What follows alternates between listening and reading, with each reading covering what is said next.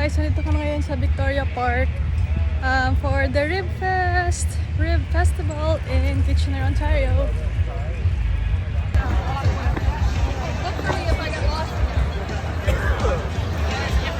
Guys, ito kami ngayon nakapila sa Boss Hogs.